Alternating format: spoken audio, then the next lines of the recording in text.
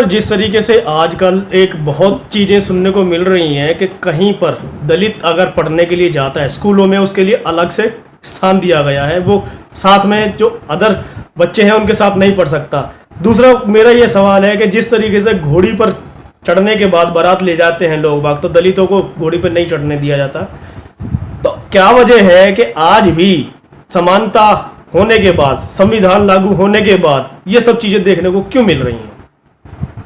देखिए सुनील भाई, ये जब तक चलेगा, जब तक मैंने कहा मेरा हमेशा ही है, जब तक हम लोग ये चल रहे हैं। जिस दिन हम ये सोच लें कि ये नहीं चलेगा उस दिन नहीं चलेगा, ये मेरी गारंटी है। बारात लेकर के यदि चढ़ रहे हैं और आपके पास में एग्जाम नहीं है, आपके पास में अपने असले नहीं है, आपके पास पूरी तैयारी नहीं है, तो घोड़े पर चढ़ने की जरूरत क्या है? यदि घोड़े पे चढ़ना है चढ़िए, चढ़ना चाहिए और सिर पर कफन बांध करके तब चलना चाहिए।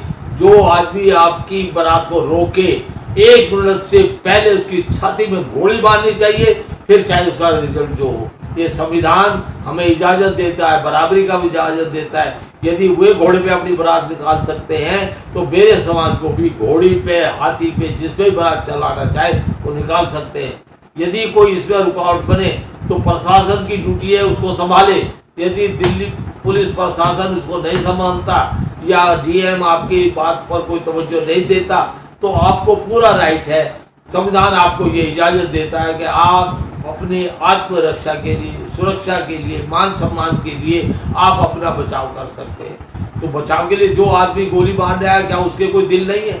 वो आदमी को ये सोच के नहीं आया इसका असर क्या होगा। इसलिए मैं ये कहता हूँ अपने समाज के लोगों को कि नौजवान लोग साथियों को कहता हूँ कि या तो घोड़ी पर चढ़ना नहीं, चढ़ना तो पूरी ताकत से चढ़ना, और जो बारात को रोके वो वापस नहीं जाना चाहिए।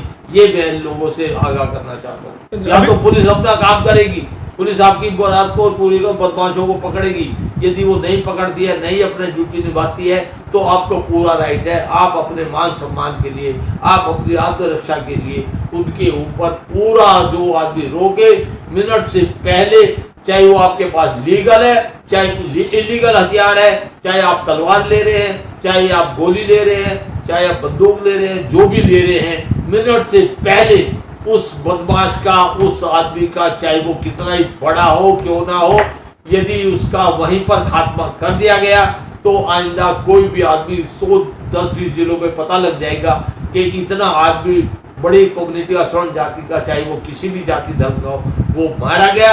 आपकी बारात हमेशा उस क्षेत्र में निकलेगी। ये मैं इसलिए कह रहा हूँ कि इसके लिए हम जिम्मेवार इसीलिए हैं क्योंकि हम लोग तो वहाँ ही कर करके निकल आते हैं। अरे वहाँ यदि तुम्हारी बारात रोकी गई है तो वह उसको, तुम्हारे में हिम्मत होनी चाहिए कि बारात निकालेंगे, और बारात निकालनी चाहिए। चाहे वहाँ से सबकी बॉडियाँ आए, वो जो भी होगा वो देखा जाएगा, लेकिन कम से कम इस सरकार के, इस भारत की ये घटनाएं ये वर्ल्ड में फैल जाएगी। पता लगेगा कि यहाँ की सरकारें फेल हैं, दलितों के खिलाफ है, और दलितों के खिलाफ होकर के ये सब अत्याचार करवा रही हैं। ये इस तरह के अत्याचार हम बर्दाश्त नहीं करेंगे।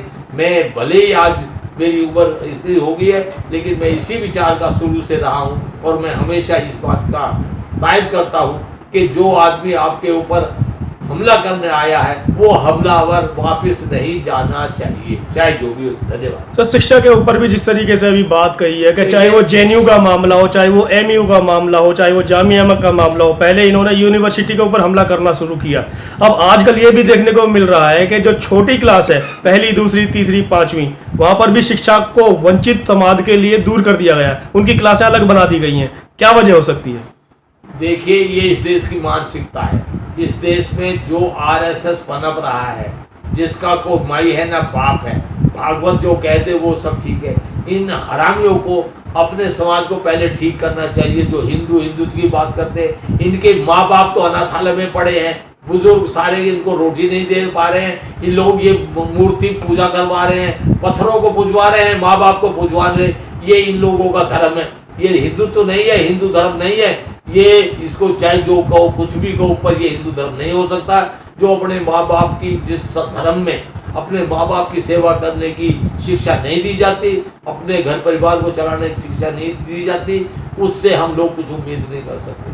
और वो लोग जैसे आज की तारीख में आज की तारीख में साधु संत, जो आदमी ये साधु संत है, यदि ये साधु संत अपने माँ बाप की सेवा करते हैं तो कितना अच्छा रहता।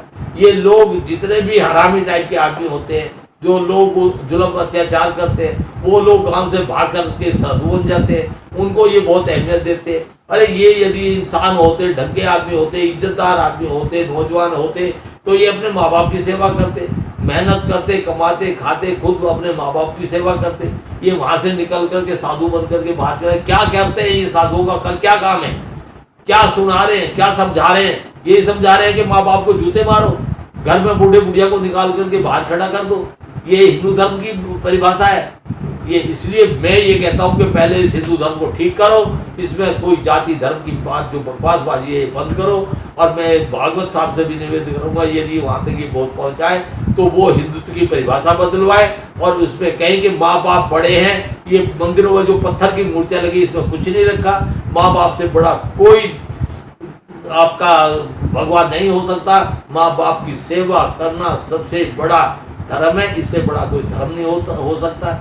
इन लोगों ने जो अभी पीछे से यहाँ मॉब लिंचिंग जो अंधेरगर्दी जो चलाई है, इससे देश के कम से कम 6-7 लाख लोग देश छोड़ कर विदेश चले गए हैं। जो इस देश के वासी थे, जो अच्छे खाते पीते थे, जिनके अच्छे व्यवहार थे, जो लोगों को नौकरी धंधा देते थे, वो लोग समझ गए कि ये हिंदुत्व की जो कहानी इन्होंने शुरू कराई है, ये गाय को जो लेके घूम रहे हैं, ये गाय और ये झगड़ा यहाँ चलेगा।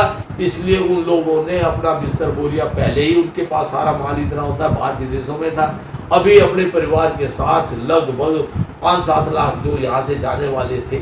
ये जब से 2014 के बाद से ये अंदाजा लगा ले कितना देश का बड़ा पूंजीपति हमारे देश को छोड़ के चला गया। इन्होंने खोखला कर दिया, देश को बर्बाद कर दिया, इस देश की अर्थव्यवस्था को बर्बाद कर दिया। जो लोग इस देश को चला रहे थे वे लोग चले गए। इनकी मानसिकता को समझते हुए, इन हिंदुत्व की आरएसएस की मानसिकता को समझते हुए कि इस देश में गदर होने वाला है, कोई गदर को रोक नहीं सकता, इसलिए वो समय रहते ही रहते सब लोग अपना बिस्तर बोरिया ले करके, सब अपने परिवार को लेकर के इस देशों में जा बसे हैं। ये इस देश की जो बुरी हालत है, ये इनके हिंदुत्व की वजह से, ये गाय का झगड़ा डाल के, ये मॉब लिंचिंग करा के, ये मुसलमानों का, हिंदू मुसलमान का झगड़ा करा करके जो इन्होंने जहर बोया है, जो इस देश में नफरत पैदा की है, वो इसका नतीजा है। ये देश भुगतेगा। ये तो इस सरकार की किस्मत समझो, बदकिस्मत समझो, ये कोरोना आ गया जो इनकी इज्जत बचा ली, नहीं तो देश तो बर्बाद पहले ही हो चुका। देश में था ही क्या? देश में कुछ नहीं बचा था। देश तो बिल्कुल कंगाल हुआ पड़ा था। इनके पास गरीब को तनख्वाह देने के लिए भी पैसे नहीं थे। ये हालत इस देश में बन गई थी। ये कोरोना में अब लूट मार और ये अब जैसे ये आरएसएस तो एक आग्रह करूंगा, ज़्यादा नहीं कहूँगा, आरएसएस में जो भी दलित समाज के भाई है, जो भी नौजवान लड़के आरएसएस से जुड़े हैं, वो वापस आ जाएं। जो लोग ओबीसी के हैं, पिछड़े जाति के लोग हैं, वो भी अपने घरों पे वापस आ जाएं। ये आरएसएस में आपके खिलाफ बीज बोया जाता है, आपके बलबूते के ऊपर लड़ाइयाँ लड़ी जाती है। आरक्षण का विरोध हो रहा है, आरक्षण का विरोध आरएसएस करती है, बीजेपी करती है, इनके सब अदालतें करती हैं। उसका यही कारण है, वो करती आरएसएस के बल पे हैं। तो मेरा सभी ऐसे भाइयों बहनों से अनुरोध है कि जिन लोगों ने आरएसएस जो कर रखी है, वो लोग ये समझ जाएं कि ये आरएसएस वाले, ये भाजपा वाले, ये दलितों के और पिछड़े जाति के लोगों के बेहद खिलाफ है। और उस आरक्षण को सीधे खत्म ना करके उसको धीरे धीरे दफ्तरों को बेच करके ये सारे देश को बेचने में लगे हैं और ये इस देश को बिल्कुल खोखला कर दिए। जब ये दफ्तर ही नहीं रहेंगे, आरक्षण कहाँ से रहेगा? अभी मैं आपको बता दूं, इन्होंने जो आरक्षण के ऊपर ये कहा कि ये कोई इनका मौलिक अधिकार नहीं है। अरे मौलिक अधिकार नहीं है, इन लोगों को ये सोचना चाहिए। मेरे मुंह से बड़े अपशब्द निकलते हैं पर मैं नहीं कहना चाहूँगा। इनको ये सोचना चाहिए कि इस देश में गरीबी कितनी है, कुपोषण कितना है, किन में है? वो दलितों में है। पिछड़े जाति बहुत है, ऐसी छोटी जातियाँ जिनमें न जमीन है, न जायदाद है, न कमाई का कोई साधन है, न कुछ है। 8-8 हज़ार रुपये की तनख्वाह पे ये हम लोगों का खून चूसते हैं। ये कम है क्या? इसलिए ये खून कब तक चूसेंगे? हम जानते हैं ये जो गाड़ियाँ चल रही हैं, ये पेट्रोल से नहीं चल रही, ये हमारे खून से चल रही हैं। कि हमारे खून पसीना लूट करके ये गाड़ियाँ दौड़ती है सड़कों पे। ये हम लोग को जिस दिन समझ आ जाएगा उस दिन इस देश में क्रांति होगी, कोई रोक नहीं सकता।